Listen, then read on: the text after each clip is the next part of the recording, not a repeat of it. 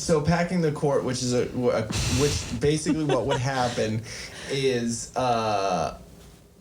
because Democrats don't like what's happening. They don't like the fact, and I understand it. 6-3 sucks. You're going to be outweighed on a lot of things that your party wants, but that's how life works. You play the game. The game sometimes works for you. Sometimes the game fucking doesn't. You got to deal with that. But what you don't do is you don't act like a sore fucking loser and try and change the rules. So basically, what packing the court would do is adding more justices than 9. So making more just so you can put who you want on there because you think Biden's going to win. But I don't. My prediction is he's gonna get COVID. I think he's gonna shit his pants on on fucking election day. I'm excited. November 4th is around the corner. It is. So we're finally gonna be done with all this shit. But at the same time, with mail-in ballots and all this, it could fucking go on and on and on. But I think it's gonna be an interesting anniversary month. Basically, what I'm saying about packing the court is that question has not been answered by Biden or Harris. I believe that with them both being in government and politics for years and them saying all these things, making promises and doing all that, I believe that they need to be held to the questions that they're answering, and especially because they're the ones wanting to take over the White House from Trump, who's a conservative. So they need to go over and above to explain why that they would be a better fit for the White House, which I don't think that there are any answers of that being in the positive category, because I just don't personally like someone that jails black men for weed crimes, and then admits on the Breakfast Club that she smoked weed, and then says, in trying to play up to her African American side, when asked, who's your favorite rapper that's living right now, or who's the best rapper alive, and she said Tupac. I'm not kidding you about that. Like, I don't care if you don't even listen to rap. Just say that I don't personally listen to that music, so I don't want to give you an answer that isn't true. She literally said Tupac. Biggie. You want to know the best troll about the VP debate? What? Vice President Pence's team left a ticket at the ticket booth for Tupac. Okay, that's good. Thug life, like, could you straight imagine up, if dude. you're like rolled up and like he had a bandana on? And what the best part about it is Mike Pence is the most white person ever to have a thug life put on him, but just that troll was epic. Another thing that he said when Camel Toe was talking about, it's too funny, it's too easy to say it, so I say it, but obviously Kamala, however you say your name. Yeah, how is it? Is it Kamala? Kamala? Karen. So Karen Harris, because she is the black Karen. I'm sorry. She is the black Karen. I heard that the Mexican Karen is Yolanda. See that why? Why Yolanda? Because Selena. Because the one who killed her, it's from Selena. You saw the meme. Yeah. Yeah, you didn't. Yeah. So it's more of a joke on that. But we have a little moth in here. I'm gonna kill him later. Anyways, so Karen Harris. Where was I going with that? I don't know. I couldn't read your brain. I was talking about packing the court, then answer the questions. Then Tupac was gonna be her guest. Yeah, the troll stuff. So I think that there were a lot of things, and I'm not saying that, if you want someone that has that character, that's awesome. Then obviously that person's for you.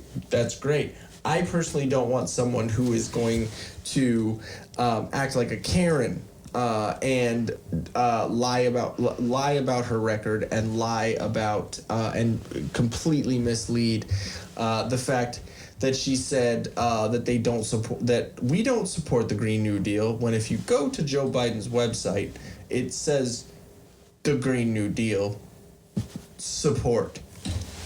So, like, it's blatant. And if you think that they aren't a part of a system that has been in place and corrupt, and I agree with a lot of people out there that are probably voting for Biden and Harris and all that. I agree with you. The system is corrupt, and it's not corrupt in the way that you're thinking. It is corrupt in the way that if you look back, Lyndon B. Johnson, when he was president, he started basically like welfare, like all that stuff, welfare, and I think Planned Parenthood was started around that time too.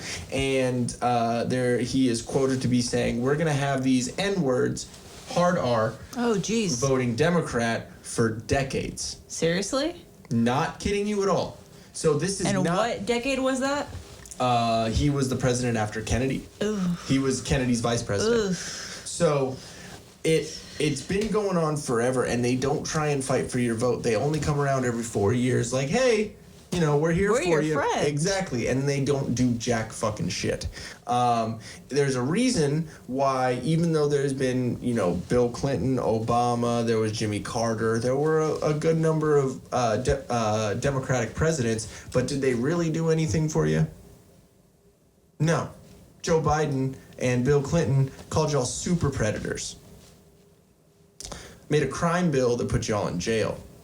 Not saying that drug crimes and crack and a lot of stuff is not stuff that people should be going to jail for. But when it's certain things happening to the black community and you continually vote Democrat and they do nothing for you, then you got to go somewhere else. You got to figure out another way to help your community. And if these same people, these people that are black, and they're putting other black people in jail for crimes that they shouldn't be in jail for, and then like they admit petty crimes, a couple grams, an eighth, like little things, not fucking pounds, not trying to move weight. I'm saying little tiny crimes here and there.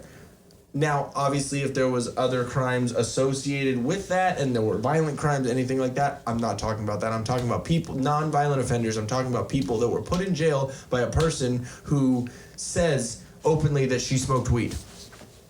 Do you want someone like that representing you? Because that's ridiculous. And, you know, I'm not going to say that Trump isn't abrasive, that he doesn't say some shit that I wish he would just shut his mouth. Yeah, sometimes he gets a little embarrassing, but what sucks is that sometimes people will look at the outlandish things that he says and look at him in disgust, and then their only alternative they feel is to vote the opposite party, which is shit. Yeah. And they're not realizing the repercussions of it. It's what it is, and we talked about it last week with media misinformation. There are people that take out of context what is said, and then they push that, and obviously because you're CNN, MSNBC, fucking all that bullshit, I can't even name all of them, there's too many of them, when you just push it out, and it's kind of like propaganda. Like, if you really want to say it, if you keep pushing that out, then everyone's going to remember, everyone's going to see it. And if all you're doing is watching CNN and MSNBC and NBC and ABC and all this, and you see all that, and then all you're seeing is Trump's a racist, Trump said Mexicans are rapists, Trump said there's good and bad people on both sides. When you see all that, that's all you're going to believe. But when you look into it and you actually look at the context of what was said, then you'll realize, I mean, he might not have said it the best way, but he didn't say that. So I think the best way And I know a lot of people, you left about 5 minutes ago when we started talking about Trump. You know, we're talking about funny ass shit before. But, I mean... Well, okay, here's the thing. So politics is something that you have to be an active participant in, because just for instance, just the commercials that we've been seeing on all the different props that we can vote for, okay? The biggest thing I keep seeing a repeat of is that Prop 22 for the Uber and Lyft drivers, for instance, which, yes, we're going to vote yes on because, in my opinion, if you're a person that decided to join Uber and Lyft, that we'll just call those two out. I don't know which other ones they're talking about, but... You're talking about accountability at the beginning. Accountability, you know what you signed up for. So they signed up for that knowing that that was going to work for them, their schedule, because this is going to be a contractor. I have strong feelings about this because I'm also HR and we work with contractors. And it's the state of California trying to control everyone. But That's anyways, weird. What I'm saying is there's so many different commercials. You can see like 6 different commercials and... 3 and 3, they'll contradict each other, but they both sound good. They both have a good argument for voting yes or voting no on it. So all I'm saying is, when it comes to politics, you have to do your research. Yep, because if you just listen to what the mainstream news article, mainstream media. Thank you. Thank you. Kombucha. If you're just listening to that, then you're not getting the full picture. So when you go to vote, you have a responsibility to make sure that when you're there on voting day or you have your mail-in ballot and you're checking what you're checking, that you have a clear reason for checking those boxes. Not just, I've heard or I think. No. You need to know. Yes. And so that's what gets, that is what is scary when you think of the giving the right to everyone to vote, because it's putting so much power in your hands. And, it's just really sad because there's a lot of people, and I'll say myself, I don't know a whole lot about politics, and I usually don't like to go into the politic world because to me it's confusing because there's a lot of back and forth. It gets confusing. It's almost like legalese. Yes. And you're like, okay, well, I'm hearing this, but then I'm hearing this exact opposite. Who do I believe? So it gets very confusing, very contradictory.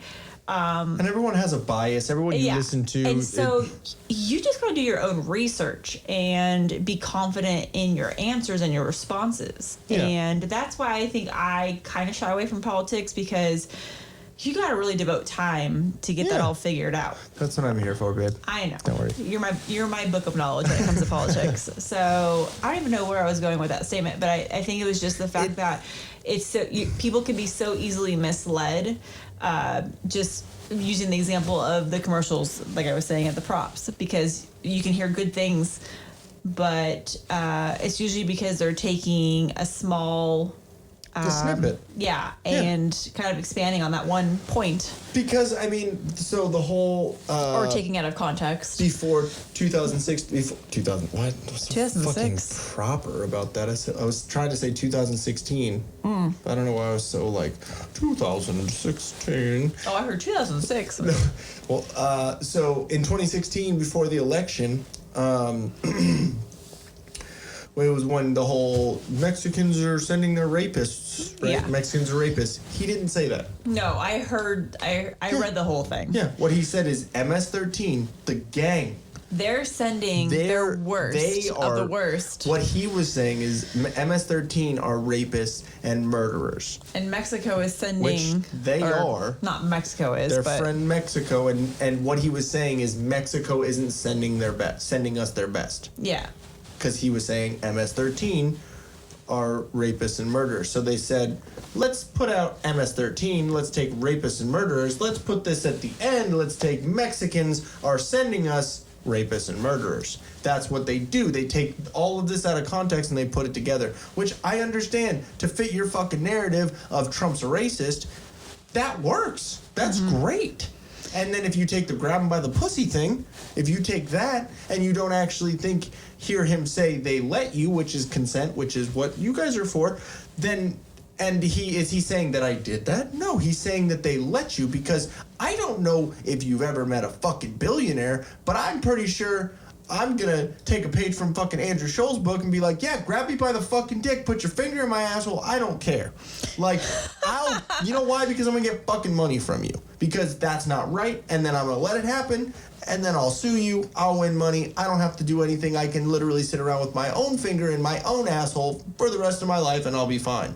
Like, I don't care. Like, I understand that it's not right, and I understand that you probably don't talk that way, but when he said locker room talk, I was like, well, that's not really a locker room, but it's just guy talk. No, if you think about it, it's like, okay, presidents... Tell me and you fucking talk about presidents are just shit. human. Yeah. If somebody were to put our life on center focus, everything that we do, people would be disgusted. If we did anything in like public life where we were trying to be politicians, they just need to listen to this and the other 63 fucking episodes that we've done. That's all it is. And we won't That's ever be literally in. all it is. Yeah.